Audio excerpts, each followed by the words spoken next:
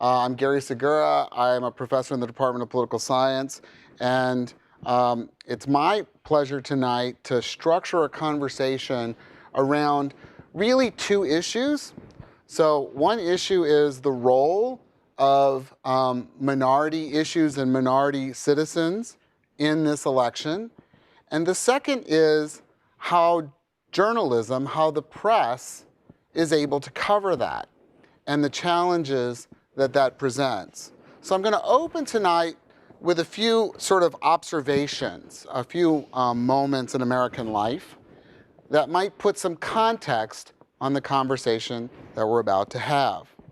The first moment, this month, 73,000 Latino citizens of the United States will turn 18. That was true last month, and it will be true next month, except that little by little over time, that number is going to increase. Though 93% of Latinos under the age of 18 are natural-born citizens of the United States, 87% of all Latinos in the United States are within 2 generations of the immigration experience. 60% of all Latino registered voters know at least one undocumented immigrant, and more than half of them, that person that they know is a member of their family. 1 out of every 3 Latino registered voters knows a young person who is eligible for or protected by DACA. 1 out of 3 Latino registered voters knows someone who's been subjected to detention or deportation proceedings. So immigration is very present and very real in the lives and in the eyes and the minds of Latino citizens. It certainly was a hallmark of one of our 2 presidential contenders' campaigns from the get-go. Yet no Latino journalist was selected as a debate moderator. There is to date no Spanish language forum or debate scheduled on Univision o Telemundo. Don't hold your breath for that to happen. And in fact, though Latinos and Latino bodies and what happens to them have played such a large role in this election, Latino voices have been largely absent, or relative to their number and their importance, have been less present in the public debate. So that was the first moment. The second moment, police kill over 1,000 Americans every year. In some years, the number is significantly higher. In the month of July, we crossed the 800 mark for 2016. African Americans are overrepresented in that number, and many of those killed are unarmed, not suspects, not a genuine threat, and in fact, are only evaluated as a threat for the color of their skin. Now, one candidate has, as recently as this past weekend, proposed top-to-bottom criminal justice reform in order to change that reality and the adjacent realities of mass incarceration. But she too has been criticized for past statements and past comments that some have suggested have contributed to this unequal status. The other candidate spouts Nixonian references to law and order, and as recently as tonight talked about race riots in the United States. And he praises repeatedly the controversial and ultimately unconstitutional stop and frisk policy that was used in New York City. That policy was so racially biased that in the work of one of my doctoral students here, Jonathan Mumolo, he found that for one of the second to last full fiscal year in which the policy was in effect, more African American males between the ages of 18 and 39 were stopped in New York City than the census says there are African American males in New York City. Meaning that in expectation, each black man in the city was stopped more than once.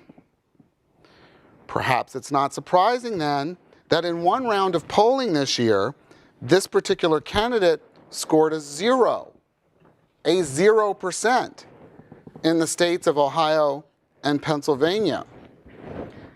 I'm a survey researcher for a living. I've never seen the number 0 in a poll. I can get some American somewhere to say almost anything with a question. But they couldn't find a single black voter in Ohio or Pennsylvania to report that they were voting for the Republican nominee. And in fact, in one poll in Ohio, that person was in 4th place behind Secretary Clinton and the nominees of the Libertarian and Green parties. So that's a second moment in time. A third moment in time. A majority of white Americans have voted Republican in every election since 1964. 1964 was the last time Democrats won a majority of the white vote. That is once in my lifetime. Without minority voters, Democrats would lose nearly every election. And in fact, I'll make a prediction on November 8th that once again, a majority of white non-Hispanic voters in the United States will cast their ballots for the Republican nominee. So without minority votes, Democrats can't compete.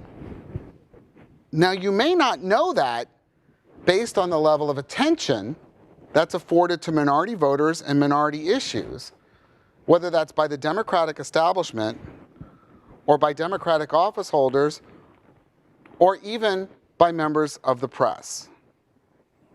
And the GOP, on the other hand, seems fully content to double down on a strategy that might broadly be understood as whites only. A strategy, interestingly, expressly advocated by, among others, Ann Coulter. So that's a third moment in time. So it's in that context that I ask two important questions to phrase tonight's conversation. Question one, how are minority issues affecting this year's elections?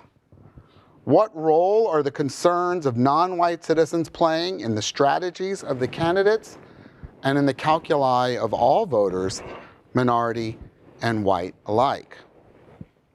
And second, how has the press covered this?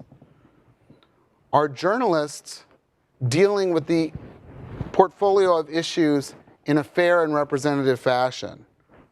Are journalists of color getting a fair shake? Has the profession of journalism failed American citizens of color? Has the profession of journalism failed the United States in 2016? So those are my motivating questions, and to talk to those questions, we have two guests tonight.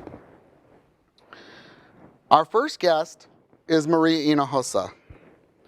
Maria Hinojosa is an award-winning journalist and the anchor and executive producer of Latino USA, which airs on National Public Radio.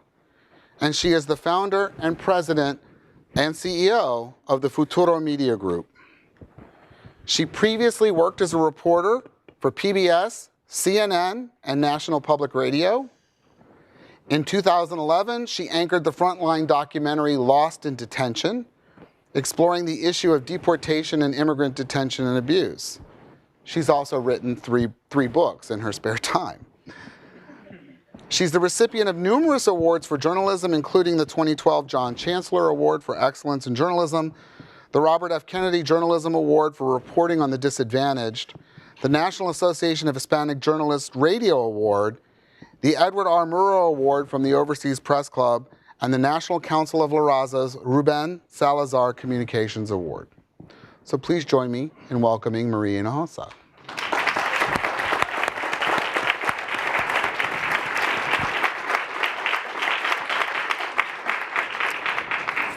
Our second guest is someone who should be known to everyone from our local media environment. Joshua Johnson is the creator and host of Truth Be Told, a series on race from KQED and Public Radio International that grew out of his long-term reporting on racial issues. Now, prior to creating that show, he is probably familiar to you as the anchor of the morning news for more than 5 years on KQED. In fact, I still think I'm supposed to hear your voice when I'm driving to work in the morning. So, prior to joining KQED, Joshua spent 6 years as an anchor and a reporter for WLRN in Miami. He's a native of South Florida with degrees from the University of Miami. His reporting and newscasting have also won awards, including from the Radio, Television, Digital News Association and the National Association of Black Journalists. And Joshua, I understand, has taught at the Berkeley Journalism School. Yes. So there's no accounting for taste. Go Stanford, be Cal. So with that as an opening, please join me in welcoming Joshua Johnson.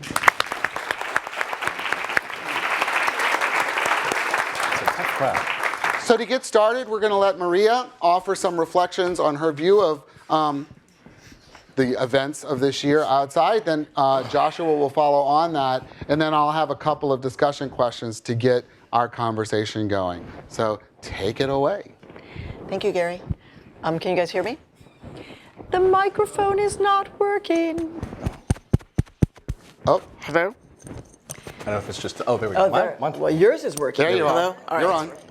Otherwise, I'd have to steal yours. Yeah. Knock you out. Well, I teach at Berkeley, so they could cut me off any second. I don't know that rivalry thing. Oh, so. yeah, you do. But I'm feeling it. I'm feeling It's it. very Jets Sharks. You already know the rivalry. All right. So I just want to share with you some thoughts about what I've been experiencing. If I had to talk about the last year and a half, I don't know if I could do it in exactly 25 minutes because what a roller coaster it's been.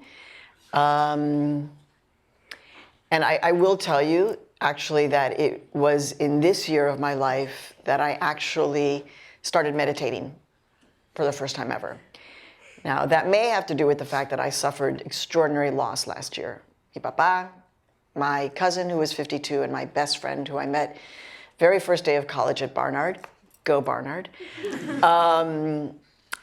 But actually, even those 3 deaths, which were pretty traumatic, weren't the catalyst to actually lead me to say, you know what, I think I need to do some serious meditation. I'm a hardcore, I work out, I'm the kind of girl who's doing boot camp, or I'm running, or I'm the adrenaline thing, and so the whole notion of like being calm and in one place just didn't sit well. But actually, what's happening in our country, and covering it as a journalist of color, and I know we're going to be talking about this a lot, has been really fascinating. And it's only now that I'm able to say, very clearly that I represent, actually, for one candidate who I will name, his name is Donald Trump, I represent actually everything that he abhors. So I am a woman, I am a journalist, I am an immigrant, and I'm Mexican. And so we could laugh. It's kind of funny. But he's a presidential candidate. And so it's actually not funny. It's actually incredibly serious.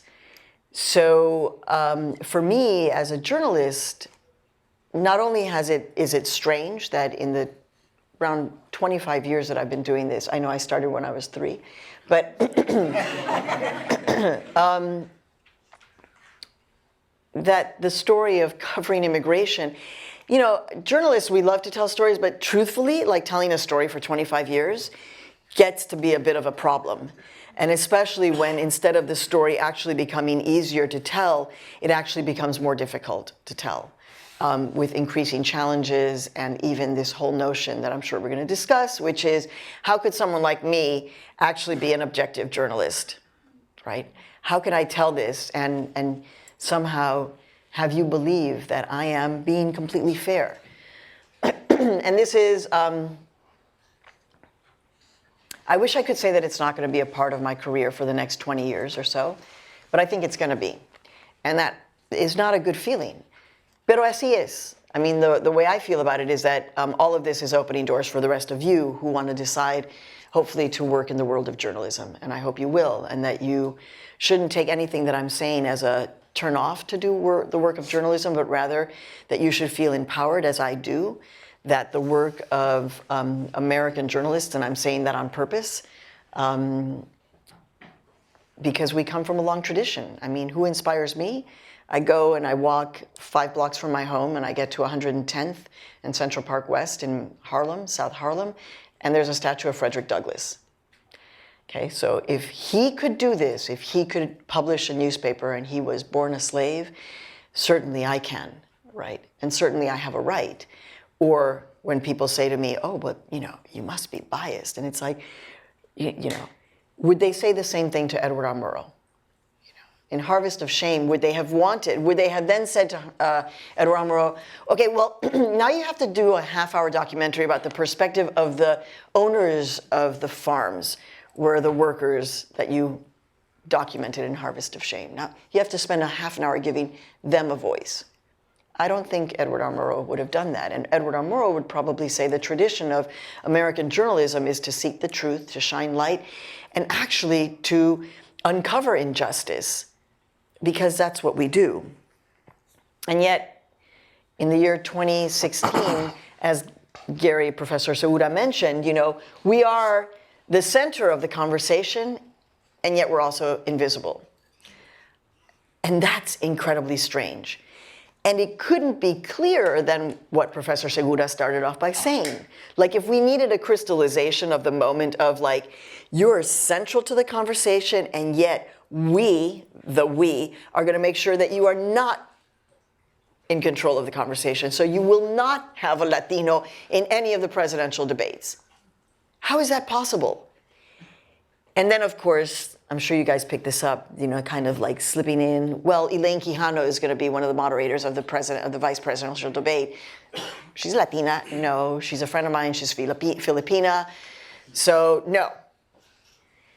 And that really says there is in this case, it was the debate commission, basically, that, in my view, self-centered themselves and said, we're not even going to put a Latino there or a Latina there, because we don't want to give the opening to Donald Trump to say, then I'm not going to show up. So it's the perfect example of self-censorship, which is something else that I think we've all experienced, all of us, in real time, as we've consumed media over the past year and a half. So part of what we've done, what I did 6 years ago when I created my own nonprofit media company so that I could be the boss, was to essentially own our perspective in the telling of the conversation, the reporting. Now, the thing about journalists is that, once, and I'm sure we agree on this, Josh, it's like, you're a journalist and you're a journalist at your core. It's like you can't, and my family kind of loves it and hates it, because it means that any cab driver, I'm like, 20 questions, always asking the questions, and they're just like, Mom, stop it, could you not talk to everybody and ask them who they're going to vote for? But that's what I do, and that's what we do as journalists. And we understand that when we, for example, in this case, in my work, when I am interviewing a Donald Trump supporter of any race or ethnicity, I've mostly interviewed Latinos who are Donald Trump supporters, that I show the utmost respect and fairness and compassion and interest in who they are and why they do it. But please don't expect me, if I'm asking a question to Donald Trump or any of his surrogates or policymakers, to be, soft. Because no, that's what a journalist does. I will be fair and listen to you, whatever perspective you have. If you're a member of the KKK, or if you're a member, I'm sorry. That's like my favorite, all-time favorite is, who do you want to go interview? I want to go hang out with the Aryan nations. So if any of you have any connections, let me know. Thank you for laughing. But seriously, I do. I actually do really want to hang out with them now more than ever. And also with any Latinos or Latinas who support Donald Trump. So I am fascinated by those two groups of people right now. But what we ended up doing with Futuro Media was understanding that we had a particular perspective to share, and owning that perspective, owning the fact that we can be fair journalists that cover stories from multiple angles, but also understanding that me, as the boss lady, as Professor Segura likes to say, as a boss lady, I do not see the world through the perspective of Walter Cronkite. May he rest in peace. And I wrote for Walter Cronkite. And you guys are like, who's Walter Cronkite? Look him up. He's like, considered a very important father of American journalism, but he is, a stately, older white man. And held up often as like the pillar of objectivity. But we love him, but I don't see the world through Walter Cronkite's eyes. I see the world through Maria Hinojosa's eyes, a young woman who was, did you hear that? I just slipped that out. A young woman. Una vieja que nació en México. She was born in Mexico City. Her dad is from Tampico, mom from Mexico City. Dad gets a job at the University of Chicago. He's a professor and a medical doctor who does research. We all moved to Chicago. My dad is the first one in our family, large family, to become an American citizen. Therefore, he is called he's called someone who's sold out, and a vendido, and he's called a pocho and a gringo by my family. So I grew up crossing the border back and forth, and crossing from my Hyde Park neighborhood near the University of Chicago to Pilsen in Chicago, which is the Mexican barrio. So my whole life has been about crossing borders and in many ways being the other. And so I own that perspective in the journalism that I do. Futuro Media Group produces Latino USA, which if your professor doesn't allow you to, I'm telling you now, please take out your phones and subscribe to it on iTunes or wherever you subscribe to podcasts on your phone. Thank you. She's going for the phone. Okay, thank you. You can also, while you're at it, subscribe to In the Thick, which is the political podcast that we created, as I mentioned earlier today. We essentially created it after I stopped being asked to be on Meet the Press, which was really hard for me because being asked to be on Meet the Press, which is a show that my dad, arriving here from Mexico, started watching when he was just trying to initiate himself into understanding American politics. So to be asked to be on that show and then to be dropped like a hot potato was really hard. Like a caliente papa caliente. Yeah, that's what it felt like. So we created our own political podcast that basically looks and gets the opinions of journalists of color. We produce a television show called America by the Numbers, which is based on data and demographic change that was just on PBS. And we produce digital shorts called Humanizing America. All of those, as you can see, have a relationship to covering who we are in the United States of America. Latino USA, In the Thick, that title doesn't really work, but we are working with journalists of color. America by the Numbers, reporting on data and change, and Humanizing America. So with all of that, we are bringing a different kind of perspective. And frankly, our numbers are phenomenal. I mean, you have the numbers expert here, Professor Segura. I guess I'll have him look at our numbers to get the real stamp of approval. I'll hire him to do those numbers for me one day. But our numbers, yes, you saw it, I have witness, it's on tape. Which will be really important for us because we're always depending on other people's numbers. And as you know, that's always very dangerous and scary. But, according to the latest numbers, Latino USA, our radio audience, just like terrestrial radio, has grown over the last year by 39%. That's almost a 40% audience growth. Those are the kinds of numbers that most people their eyes go. And yet there is, a sense of like, well, but can we really trust Latino USA? I mean, I was asked by an NPR anchor, he said, I'm a white man, and therefore, I'm objective on every case that I report. But you, Maria, you actually anchor a show called Latino USA, and you're Latina. Therefore, do you have a pro-Latino agenda? And I was like, whoa, what? Like I couldn't, and I was like, well, as a matter of fact, we of course have discussed this, and well, it's a show called Latino USA, so yeah, I would say we are kind of pro-Latino, but being pro-Latino means being pro-American. And it means that we also cover Latino issues as journalists, period.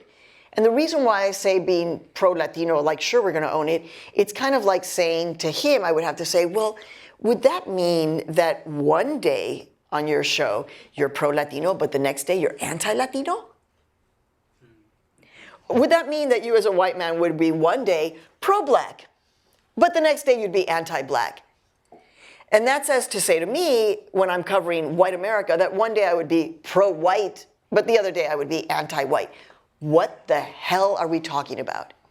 Now, I use that four-letter word. I'm sorry. I know it's shocking to all of you. But frankly, this stuff actually makes my blood boil. It makes me so angry, and my whole staff has to tell me to put honey on my tongue, but at the same time, it is part of that anger that moves and pushes me. But actually, I end up doing all of the work that I do. I was just about to post this to say I do this all with a tremendous amount of love. Actually, a tremendous amount of love for this country. Again, bringing up Frederick Douglass, who said, you know, paraphrasing, basically the real act and sign of a patriot is one who can criticize his country. And considering that I raised my right hand and pledged that I would take up arms for this country as someone who doesn't really like to take up arms in any way, except to do this, I've got some really cool, you know?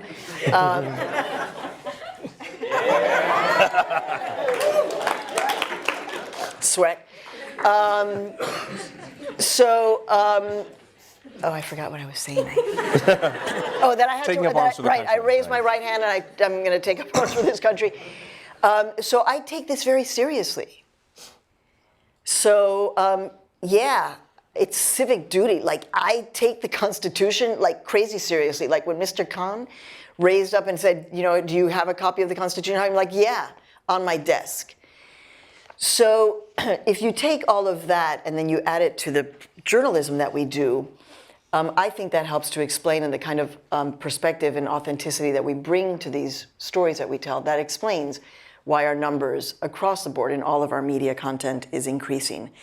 Let me just, before I throw it to Josh, really quickly just tell you where I've been in the last 2 weeks, because I am incredibly blessed that I have traveled and visited over 34 countries and every single state in the United States, plus 2 territories, Guam and Puerto Rico. And óyeme, by the way, the craziest thing was being on Guam. Love Guam. And the Guamanian people saying to me, God, we just wish we were Puerto Rico. Anybody Puerto Rican here? Okay, you need to fix that, Stanford. And that's on tape too. What up?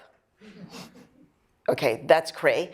But, you know, Puerto Rico and Guam are both colonial territories of the United States. And Guam, they just were like, we just wish we were Puerto Rico because then at least y'all would know where we are. Because no one even knows. So how sad is that to... Anyway, so I've been to all 50 states plus 2 territories. And just in the past 2 weeks, literally I've crisscrossed the country. Starting in Fort Collins, Colorado, at college there, where I heard that there's a kind of a vibe on campus to not vote at all. Like, that's the cool, like there's a movement that's just like, don't vote at all, which was really distressing. From there, I went to Eastern Kentucky University. I know you're like, Eastern Kentucky. I was invited to speak there for Hispanic Heritage Month. That's a joke. You can laugh.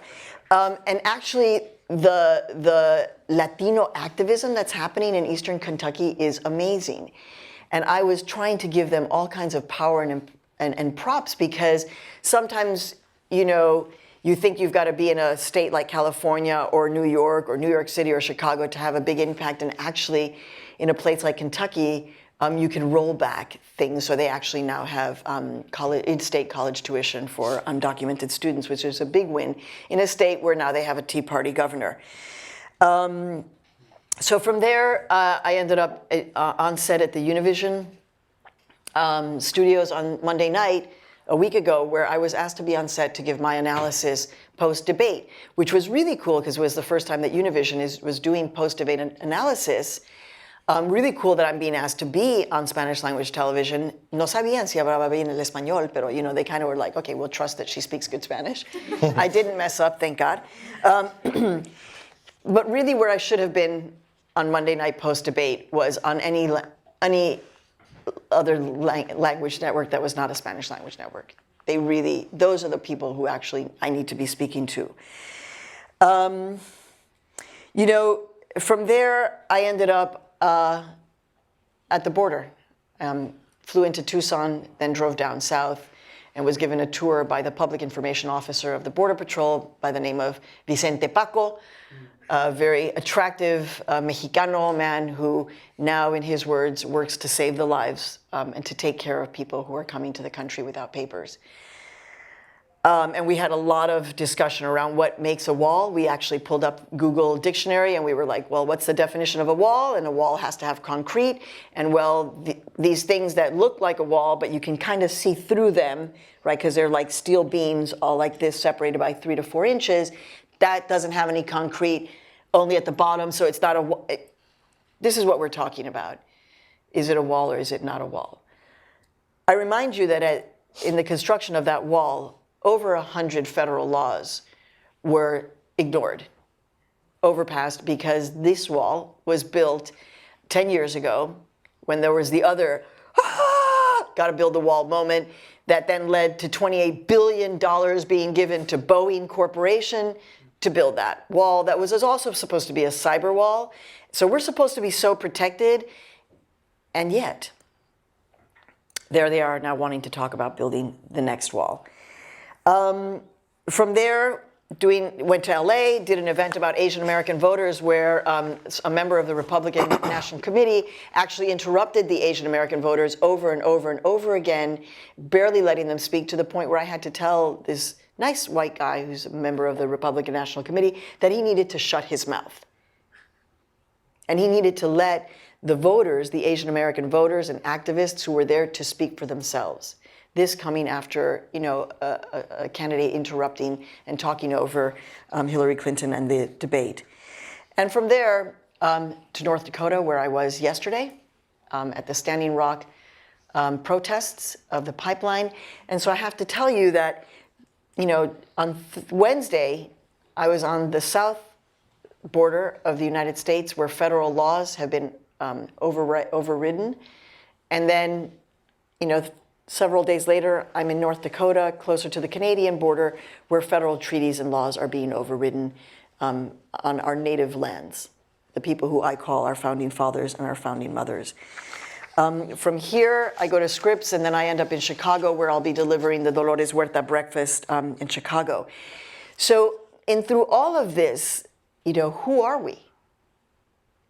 Who are we in the United States? And who are we, these people who have a capacity to want to support a candidate like Donald Trump, and what that means today?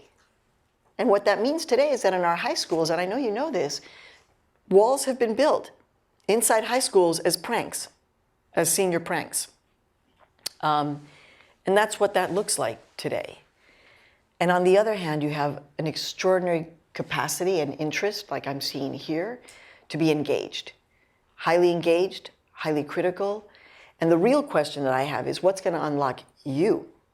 So I'll leave it there and just flip it like, what's going to unlock you? I can talk to you about all of the things that are upsetting to me in terms of what I'm seeing, and in terms of the journalism, and what has happened to American journalism in the last year and a half, when the criticism that we raised at the very beginning, which is this is sounding like hate speech, and we were devalued for saying that, and where we are now, where the New York Times now actively calls what Donald Trump is saying lies.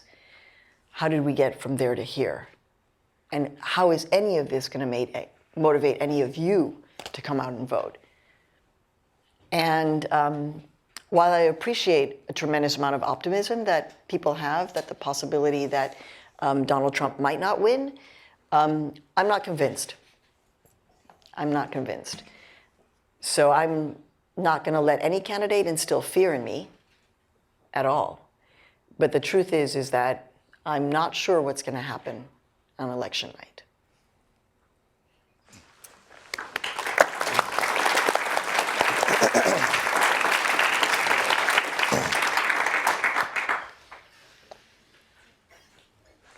First of all, nothing against Stanford. Let me just...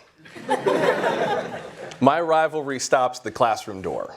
You know, I am an educator, And so any environment in which I can help you learn and grow is, as far as I'm concerned, all the walls come down. So thank you for letting me on campus. It's a lovely place.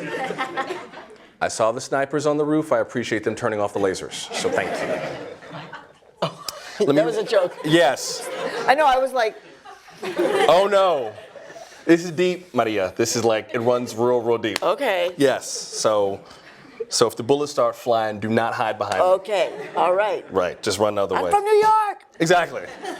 That might not save you either. Yes. Columbia, ooh. Let me read. I saw something on Fusion today about a teacher in Forsyth County, Georgia, which is near Atlanta, named Jane Wood Allen. She's a Facebook user, which of course is what got her in trouble.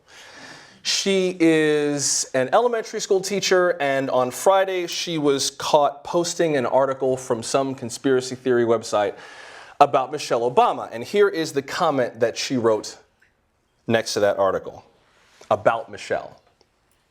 This poor gorilla, how is she going to function in the real world by not having all of her luxurious vacations paid for anymore? She needs to focus on getting a total makeover, especially the hair, instead of planning vacations. She is a disgrace to America. And she put that on Facebook. Well, of course, nobody saw it, but just enough people saw it to create a Facebook page to demand that she would be fired. And today, the school district posted a note on its Facebook page announcing that this woman had been relieved from duty. Racism and discrimination are not tolerated in our school district. So they posted it on Friday, and she was fired today. Obviously, this is deplorable. It's disgusting. But reading the article kind of made me feel better because she was fired. She was caught, right? She threw this out there, and I guess she figured that she could call the First Lady of the United States a gorilla and like nobody would notice. And somebody noticed, and then she lost her job. So as deplorable as it is just another one of these stories about race in our day and age that gives me a tremendous amount of hope. And that's kind of my thesis, is that a lot of Americans are talking about race relations and how much worse things are today. I think that's a very narrow view. I think if you take a wider view, honest to goodness, things are better now than they've ever been. And that's kind of my journalistic lens. That's part of what was behind my work on Truth Be Told, and I'll talk about that in a minute. But honestly, I think 2016 is a time for tremendous hope and tremendous enthusiasm. Like, if you're ready to give up now, don't. Now is a really bad time to drop out because, you know, things are changing, and I think they're changing in good ways. Granted, things are very tense, but tension has always been a very productive force. I mean, since Lysistrata, tension has been a way of making things happen. Greek comedy by Aristophanes, women stop a war by refusing to have sex with their husbands, Lysistrata. And Martin Luther King wrote about this kind of tension in Letter from a Birmingham Jail. He was down there helping with a protest. He got arrested, ended up in jail. They smuggled him paper, and he wrote and wrote and wrote over the course of about 2 weeks, and he finally wrote out this letter that was published on April 14th, 1963. Here is a part of what he wrote. I won't read a bunch of it because the King family guards its copyrights very jealously. But part of the letter he wrote, "Why direct action? You're quite right in calling for negotiation. Nonviolent direct action seeks to create such a crisis and foster such a tension that a community which has constantly refused to negotiate is forced to confront the issue. I am not afraid of the word tension. I have earnestly opposed violent tension, but there is a type of constructive, nonviolent tension which is necessary for growth. Just as Socrates felt that it was necessary to create a tension in the mind so that individuals could rise from the bondage of myths and half-truths to the unfettered realm of creative analysis and objective appraisal, so must we see the need for nonviolent gadflies to create the kind of tension in society that will help men rise from the dark depths of prejudice and racism to the majestic heights of understanding and brotherhood. This is a time of tremendous creative tension. So for me, as a journalist, and just as an American, this is a great time to be in business. I mean, it's never not interesting, especially this year. And I think it's easy to let what's happening now make you crazy, and as a journalist, make you feel like it's a beatdown. I mean, some days just feel like the hits just keep on coming, particularly depending on what your political persuasion is, or what your view on the world is, or how you view the election, or what your assignment is, and so on. For me, thankfully, being a little removed from it and not having to be on the campaign trail, I think having a little objective distance is helpful, and it allows me to look at what's going on and say, this is a really kind of a great time to be part of this democracy.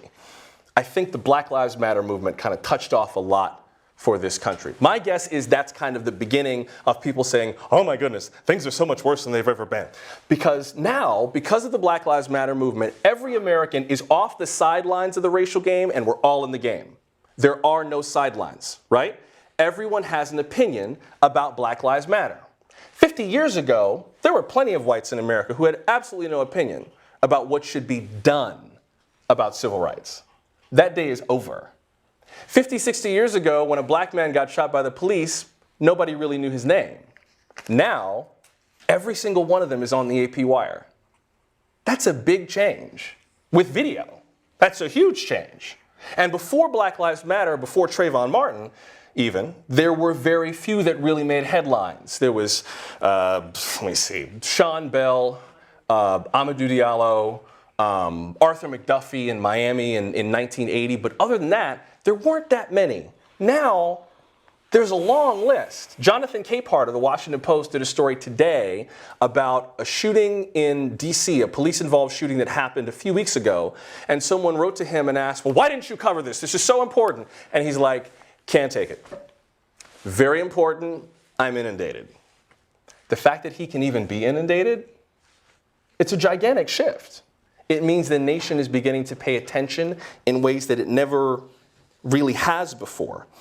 Now, as Professor Segura said, I did a series called Truth Be Told, which aired on KQED, which is also on iTunes. Subscribe. And it's online at truthbetoldshow.org. Subscribe. And the show was created out of a desire by my boss to cover race in a way that was proactive rather than reactive. We were covering all the local protests in town, and then eventually she was like, this is not good enough. We need to do something other than chase the latest protest. This just feels kind of like ambulance chasing, in a way. So I came up with this idea of a YouTube web video series of black people teaching white people how to talk to their black friends. And I thought that could be fun, and it could be light. And then I thought, yeah, but there's a deeper need that we need to meet. Like, snarky, silly YouTube videos are in very large supply. I'm going to get lost among all of that other content, because quite frankly, I'm not the funniest person on YouTube. Like, that's not where my heart is. Where my heart was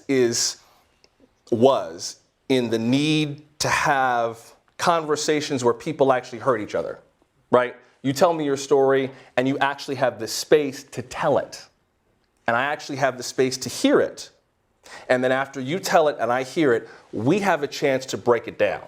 So what Truth Be Told became is a series where people shared their stories of encounters with race, and then we unpack it with some experts to try to understand what happened, what was underlying it, what they could have done, what could have been done differently, to do two main things. One was to give people a common vocabulary for talking about race. I think most people want to talk about it, they just don't want to have their faces ripped off in the process. So what we tried to do was give people a model for how to talk about it, and even give people vocabulary, defining terms like implicit bias and white privilege and code switching and lived hybridity, helping people to understand what these things are so when they use the term, they feel like they're on solid ground. That was the first purpose. The second purpose, and what we defined as the goal, the mission of Truth Be Told, was to foster empathy. I can't control what you say, do, or think, but if I can open a window for you into the life of someone else, regardless of whether you like what they did, if I can just open a window for you, then you can think about it more clearly, and you can think about it without judgment. See, for me, covering race and issues of race is almost like being a doctor trying to cure a disease. I used to work in the sciences and medical research before I got into something steady like journalism. And one of the things that I always admired was no matter what you thought of the guy working at the bench across from you, you had a standard for evaluating their work, right? I might hate that there's this virus that causes this disease, but if I let my emotions color my work, I can't find a cure.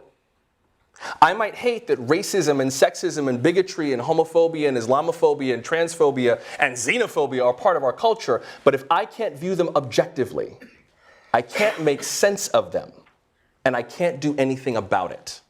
Because my bias will stink up all of my work, you'll smell it, and you'll run away. But if I can look at it calmly, and if I can look at it with clear eyes, it gives audiences confidence, right? When a black guy can talk to a white guy who's like, well, I just don't understand these Black Lives Matter people. I think all lives matter, quite frankly, and I don't understand why you people are so upset. Like, if I can deal with that guy and ask him calmly and intelligently, well, sir, I hear where you're coming from. I wonder if maybe you're not really viewing Black Lives Matter clearly enough. I don't think that the protesters are saying that police lives don't matter. They're expressing concern about people in their own community. I mean, does that resonate for you? If I can be calm and ask the question calmly, then that guy gets understanding. The audience realizes we're setting a tone where people aren't, beating each other up, where everyone doesn't have to have the right answer all the time, and it allows people to be heard. Does that make sense? If you take your emotion out of it, and it's hard to do, but if you can distance yourself from it enough, you can see this virus as something curable. Rather than a threat, it becomes a project. It becomes research. It's surrounded by data. It's intelligible. It's dissectable. It's curable. But you can't cure what you can't face. James Baldwin once said, not everything that is faced can be changed, but nothing can be changed unless it is faced. And the work we do now is about making sure the nation can face race, that the nation can face gender, diversity, immigration. If we can't face this, then we can't do anything about it. And that requires some of us to be level-headed enough to go, okay, I hear what you're saying. Let me ask you this in a way that doesn't make it personal, that makes you feel like the virus is going to jump out of the petri dish and land on your face. You just take a breath, ask the questions, and then go on from there. The big thing that worries me is really not the division in this country. Rasmussen did a report recently that said that 60% of Americans believe that race relations have gotten worse since Barack Obama became president. Not because he became president, but just over that span of time. But if you look further into the numbers, 38% of African Americans feel that way, 66% of whites feel that way. So there is a racial component to this. But that doesn't even really bother me, because I have the capacity to do something about that. What bothers me, and I don't want to sound like a Luddite, because I use these technologies all the time, I think they're great. Honest to God, it's social media. Okay, let me tell you how to not be my friend. Go on Facebook and read a link that says Barack and Michelle Obama abducted Malia and Sasha from a family in Morocco, and the CIA covered the whole thing up, right? From some website like news-kinda-sorta.net, right? And you share that on Facebook, and then you react, like you write a comment to something like that. See, I told you, I knew it was a big conspiracy. It's online, it has to be true. And then you expect me not to call you nasty names. That's how you make me an enemy. That's what we're struggling with. I am fighting so hard to deal with the stupidity of some people online who don't have media literacy, who lack the ability to be discerning, who aren't able to go, oh, wait. They don't have have that second moment. They're like, oh my God, like, comment, share. And they don't know how to just give it. Like, dude, next time you have a thought, let it go. That's what I'm fighting against. It's this tide that looks at people like Maria and me and just assumes that we are out to get you because we're in the media. Really? Really? When the most trusted institution in this entire country for many years was PBS? When the largest educational institution in the country is PBS? PBS educates more children than any institution in the nation, and we're the bad guys? Really? Robert Siegel from NPR is part of the vast government conspiracy. Are you nuts? That's what I'm fighting against. I'm fighting against people who won't let me help them, who won't let the tension go away, who are so comfortable with their fists clenched they don't know what their fingers look like. I'm dealing with people who are so upset and so scared and so angry that they have retreated to their corners and they refuse to come out. That's my problem. Not the issues of race. It's the people who have already given up. Because I can't help them. I can help people around them. I can help friends, family, hopefully their kids. I can't help them and their voters. That's my problem. And I don't know how to crack that. I don't know how to fix that. So I have to let that go. I have to decide, okay, I'm gonna pray for you. Like, I don't know what else to do with you. But what I can do something about are the people who are right on that edge, who are still questioning and who are like, well, maybe it could be true. Like when Donald Trump said to African American voters, you live in war zones, slums, you go to the corner store, get shot, vote for me, what the hell do you have to lose? And Barack Obama was like, have you heard of slavery? I don't know if that was part of your history book, but Jim Crow wasn't that nice. Not sure if you heard. So, that's my best Barack Obama, that's all I got. Although I'm sure if Barack saw this, he'd be like, Michelle, baby, you see this? Latest thing? Want me to get a drone? I got a drone. I know his address. My other responsibility is to not do what the president did. See, the president has the luxury of being flippant. I don't. I believe that every story is a chance to gain or lose a listener. There's too much competition. I can't afford to lose you. I have to keep you. Because the minute you start to drift, you could end up reading one of those other sites that doesn't check its facts as rigorously as I do, that doesn't write stories as clearly as I do, and then I'm screwed because I have let you down. So my responsibility is to say, okay, Donald Trump just asked, what do African Americans have to lose? That's an answerable question. It is answerable, right? When somebody says, why do you say Black Lives Matter instead of All Lives Matter? That's an answerable question. Our job is to do what's called explanatory journalism.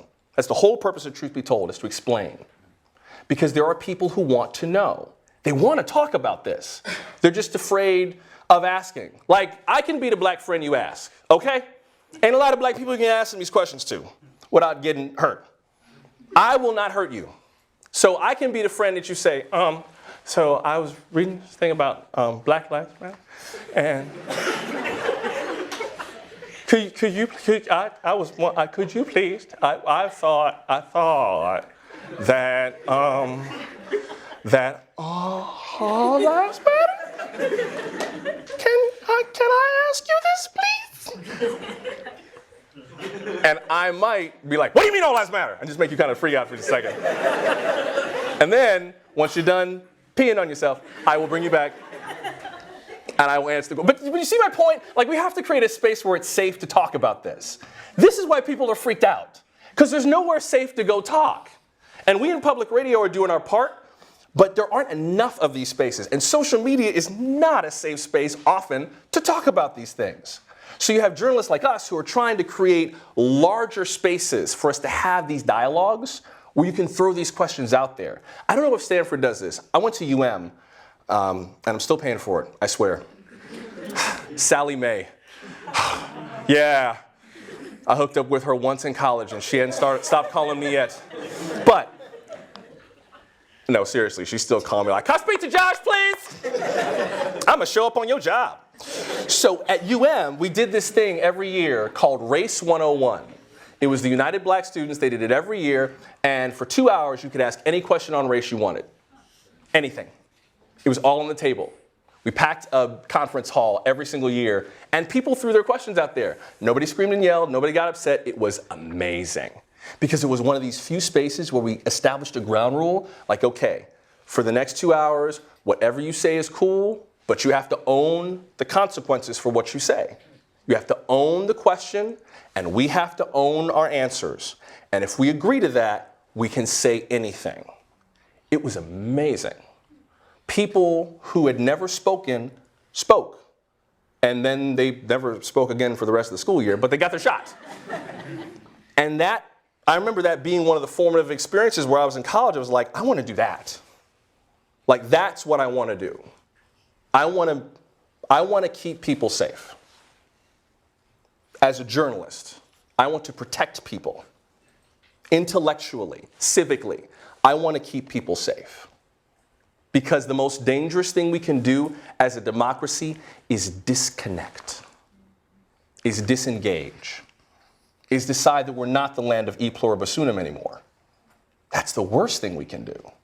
And if we can, as journalists, prevent one another from pulling away from each other, we just might stand a chance of making headway against all the things that we're afraid of. So, I guess that's my reason for hope. I guess that's why I don't look at what's going on with fear. I look at it with excitement. I look at it with gratitude. I look at you young people, and I think that this is probably the best moment so far in this country for us to engage with these issues. We have the tools, we have the technology, and we have a nation that is ready to talk. We're reaching that critical point that Dr. King talked about, where tension builds up far enough that we say, all right, we got to talk. We got to negotiate. We have to deal with this. We're almost there. And I don't know what this election is going to do to that, but whether or not this election creates more tension than resolution, I am confident that resolution is coming. Partly, because of something else Dr. King said. He said the moral arc of the universe is long, but it bends toward justice. Thanks for listening.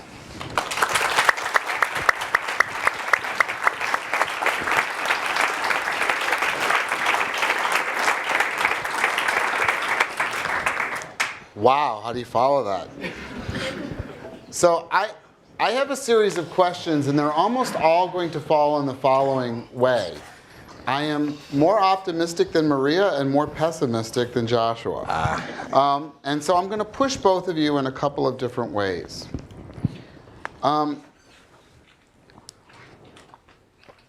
There is a set of theories in political science around the concept of racial resentment, and the idea that in the period of time where we couldn't talk about race, roughly from 1968 until about 18 months ago, that it didn't mean racism had disappeared. It just had to be expressed in other forms, frequently in the form of principled conservatism. You know, I'm not racist, I just believe that children should go to school at the school closest to their home, despite the fact that that would produce 85% segregation or whatever. And now we're in a different era, and we have the Band-Aid pulled off, as it were. So it's not clear that we have more racists in the country, but it is clear that people appear to have permission to say things that they didn't used to think they had permission to say. And so the question is, are we better off from that? Are we better off knowing what lurks beneath? on election day, even if the outcome is what I think it's going to be, somewhere north of 40% are going to vote for the guy calling Mexicans rapists. What's the long-term effect of that? Maria and then Joshua. We don't know. I mean, that's why this is, we can look at it through an eye of optimism of like, well, wow, let's see what's going to happen, because we don't know. I will tell you that I woke up sometime over the last 2 weeks with this kind of like anxiety dream, and I'm saying it publicly because like Josh and Professor Segura, I think what we're trying to say is that yes, sometimes we have to be able to say these things in a space that is safe. But I want to share with you what I felt, because it was so uncomfortable that I think that by saying it, it's somehow going to help me. But the image was what's going to happen after Election Day if Trump won. I was like, if he wins. And then I had this image of like gangs of young white men, older white men, like roaming the streets. And I told to my husband, I was like, this is really weird. I had this, and he's like, Maria, we live in New York, so it's not going to happen here. But it was like crazy. Do you understand? It was like crazy making. And the fact that I even had that image and even said gangs of white men, what the hell is going on in my head? That is even, and that's why I say it, because it's like, it's gross. To me, it's repugnant that would even cross my mind. And yet, something has been unleashed. Are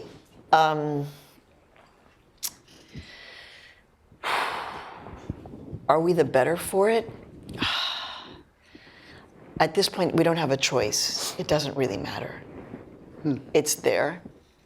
And actually, the ones who are going to make the decision if we're the better for it is actually you, in so many ways. In a recent, I think the speech that I gave at Fort Collins and the one that I gave at Eastern Kentucky University, because those were majority white audiences, I was putting it back on them and saying, you need to own the discomfort. You need to have those conversations. You can have the conversations that I can't have, right? Because I may not be able to have those conversations, but you can, and you need to get in that space, and you need to be there. And in that sense, wow, that could be like amazing, right? If you own your discomfort in the difficult conversations. But you know, the fact that we have kids in high school right now who are going to the high school games and yelling things against each other because it's a predominantly white school that's competing against a predominantly brown school, and the building of walls like a joke, a senior prank. I mean, how do you get over that? That is, that's scary. I will tell you this. When I was 6 years old, and a guy by the name of George Wallace was running for president a billion years ago, you know, I was this little 6-year-old who was hearing him talking, and I was with my little Jewish girlfriend, Linda Kahn, and we were making plans about what basement we were going to hide in. Which basement would have enough room for her Jewish family and my Mexican family on the south side of Chicago? I know there are children today who are children of immigrants, immigrants themselves, or removed 2 or 3 times from immigrant groups, or Muslim children who are asking the question, or Arab American children, and if he wins, where am I going? And in that sense, I look at myself and I'm like, well, it was terrifying, but I came out okay, right? I was not damaged goods as a result of experiencing that and living through the assassination of Dr. Martin Luther King and et cetera, et cetera. But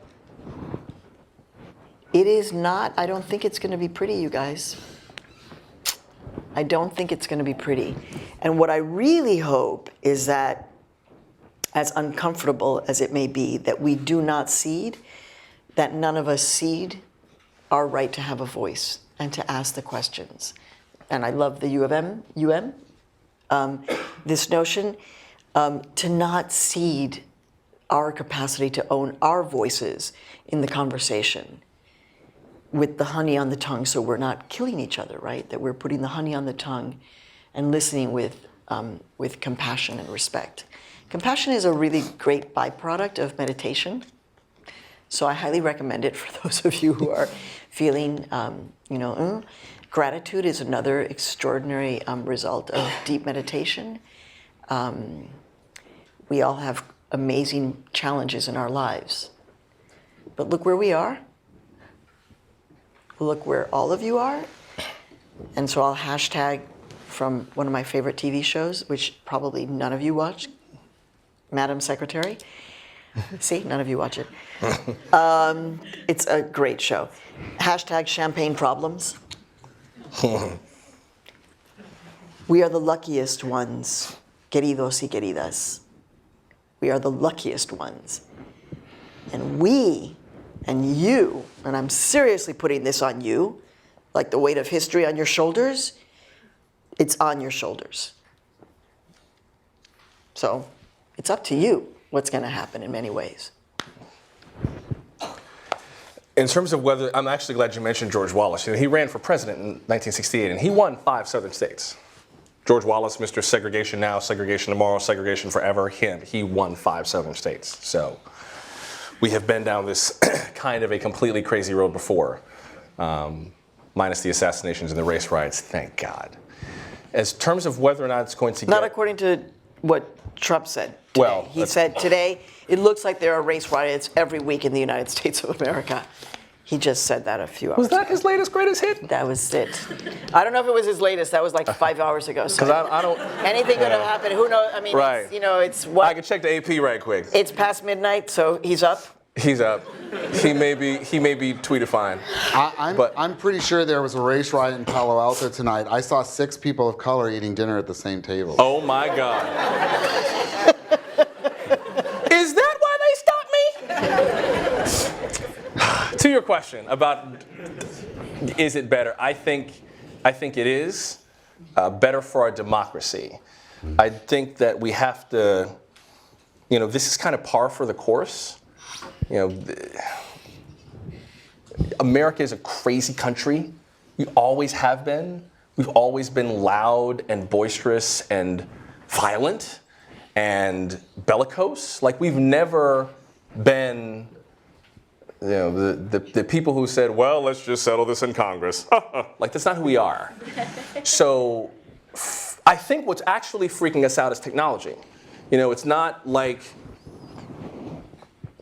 there's the bombing of the Sunday school in Birmingham that kills 4 little black girls, and they had to wait for the film to be developed and duplicated and sent out to the networks and then to the local stations. We have this instantaneous, it's like we're shoulder to shoulder now in ways that technologically we never have been. So we are perceiving each other much more intimately, and it's really, really uncomfortable. Like the bubble, that personal bubble is popped, and you can blame, everybody at Facebook and Twitter for it because it's a byproduct. I think we just have to learn how to deal with that. We have to learn how to be that country, just like we had to learn. The very first newspaper in the United States was called Public Occurrences. It was published in Boston. They lasted 1 edition because the very first edition they criticized a government official and they got shut down because at the time that was against the law. Like that was too intimate. A newspaper coming out and then the next day they're like, turn off the printing press, burn it down. Like that was too much. Technology squeezes us closer and closer together. So now we're in this moment where there's no lag time, right? It's milliseconds. And we don't know how to handle it. But all these things that we kind of knew were there, we have no choice but to confront it now. And it's just, it's sticky, and we're just not used to it. I think you will not have this problem as much as your parents or their parents. And I don't think I'm that much older than some of you. I'm 36. Maybe I am. I'm sorry. I left my walker at the front door. Oh, stop. I'm sorry. But Yeah, stop. so technology is No, I think it's just a matter of us getting used to this. Like once I think, you know what I actually think it's also going to depend on is whether the generation of people and whether the cohort of people that elected Barack Obama is a fluke or a trend, right? This week, I had the benefit of guest hosting an NPR talk show called The Diane Rehm Show, which is based out in Washington. I hosted Thursday, Friday. And one of the stories we talked about was Hillary Clinton hitting the campaign trail with Bernie Sanders to try to court millennial voters and how important the millennial turnout would be. It wasn't until after I got out of the studio that I was like, wait a minute. Millennials don't vote in significant numbers election to election. That happens occasionally, but that's not like a matter of course. Why are we screaming and yelling about millennial voters? Like if I was wrong on that, like if this is the beginning of people your age and younger being energized about voting, then everything changes. But if it was just a fluke because Barack Obama was so stunning and Hillary and Donald don't shine with that same halo, then, you know, it kind of depends on whether people your age mobilize. It really kind of rests on you. You know, it's like Professor Segura said, minority voters are essential to democratic politics. Young voters have none of those same old allegiances. It's not like we can count on millennials to just be reliably Democratic voters. There's a lot of millennials who are like, well, I like Gary Johnson. I'd rather vote Libertarian. Why can't I vote Libertarian? It's my vote, right? I can do what I want with it. Where's Aleppo? Well, there's that, yeah. Because he can't name a single word. Northwestern Syria, but other than that. But I mean, I think it depends on what happens with that group of voters, and then we'll know in 2017. Okay, I just have two more questions, and I'm going to open it up to the audience. Okay. I'll make my answers quick. So the first question is a very quick one. What is the uncovered story of minority politics this year? What is the press overlooking about Latino, African American, Asian, Native, or for that matter, gay and lesbian? What is the missing story that you think's there and no one's caught it? Maria. Well, I mean, this is what we dedicated our primetime television special on PBS to, frankly. And the name of the documentary was called The New Deciders. So in my view, I think that, the story is, and we looked at 4 different stories. So we looked at Asian American voters in Southern California. By the way, big move from the National Republican Party to empower Asian American women to run as Republicans in a place like Orange County, and they're winning. So we looked at that. New numbers are showing actually, much to the chagrin of the Republican National Committee member who was on my panel, who is convinced that Asian Americans are becoming more Republican. They're actually becoming more Democratic as their population grows. Then we focused on Arab American and Muslim voters in Ohio, which, as you know, are a sliver. But they're registering voters at the mosque every Friday, and that never happened before. And because of Islamophobia, the question was, is it actually motivating voters to come out?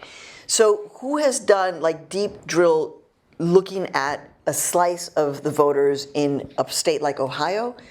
We did. I think that the general public might be like, oh, well, they don't really matter, or they're not enough. And so they get overlooked. And again, the whole notion of invisibility. We're still invisible. There I was on Univision talking about the debate, and frankly, very little in terms of Latino issues per se. The issue of immigration was even discussed. So we're there, but still invisible. The other community we looked at was African American millennials in a state like North Carolina, another swing state, both from the left and the right? African Americans involved in the Republican Party in North Carolina and on the Black Lives Matter movement. Interesting thing. Deeply engaged millennial African Americans, none of whom said they were going to vote.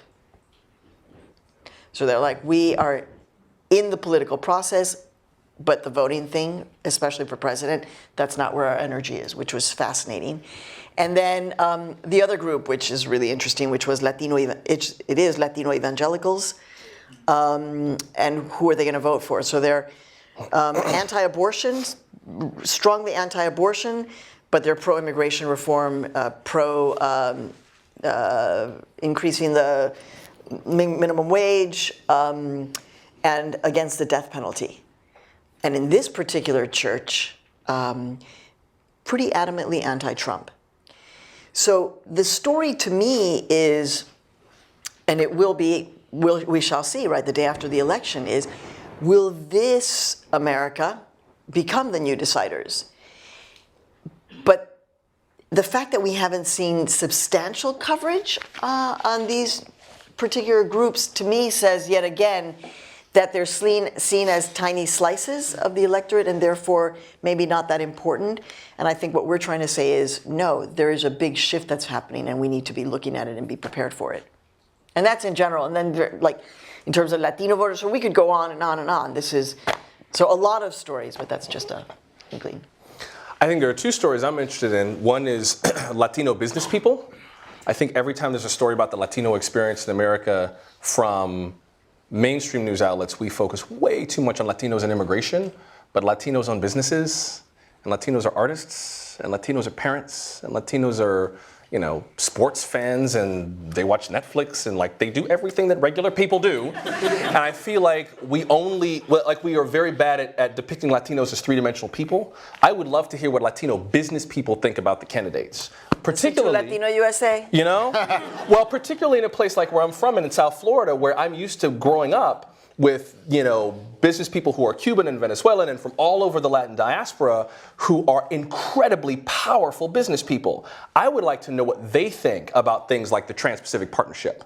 Like, go interview a Mexican-American business person who owns an import-export business at the Port of Long Beach. Ask him what he thinks about TPP. Like, that's the story I want to hear. I don't want to hear what everybody else, I don't want to hear what CNBC and Bloomberg are saying.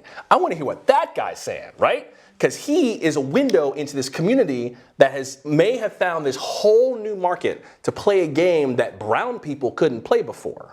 That's the guy I want to talk to. I want to hear from, you know, the first generation Cuban American who's got a business sending remittances to Cuba, and now trade is changing, and now the family's like, oh, okay, maybe there's new opportunities for us. Like, I want to hear that guy who's looking at the future and thinking, I never thought this would ever happen. What now? What's Hillary Clinton going to be like? What's Donald Trump going to be like on trade? Maybe Donald Trump is going to be like, free trade, do whatever you want. And Hillary Clinton's going to be like, well, fees, human rights issues, we're not sure we want to open the doors all the way. Like, that can be like, think about it. Like, you're a Cuban American immigrant and your family is here and they're seeking opportunity and the door may be opening, but you've got these two presidential candidates whose views may not be advantageous for business, but they may be better for you as an American. What do you do with that? That's the story I'd like to hear, one.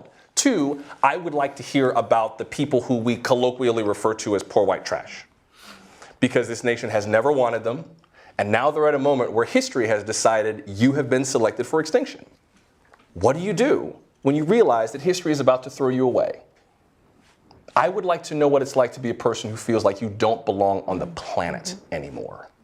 I have tremendous compassion for people who are at the fringes. Like, I don't know how you can be a minority in this country and not feel compassion. But if you're poor, white, Appalachian, and never had a chance to have some of the opportunities that I, as an urbane black man with, you know, a private university education living in San Francisco have, like, I would like to know who you are. And I would like to make it harder for other people to hate you. Can I just say that actually at Futuro Media Group in our newsroom, we don't use the term minority. It's just not a part of, it's not used in our newsroom. I don't see myself as a member of a minority group, and I think that that terminology is really problematic. We also don't use the term illegal to describe a human being. But interestingly, to be very more specific, post-election, Gary, the people that I want to report on most is, in fact, white America, and really understanding what the fear is. And creating that dialogue. And also I'm fascinated by Latinos and Latinas who support Trump. So regardless of what happens, I'm interested in those perspectives. So if you know anyone, let me know.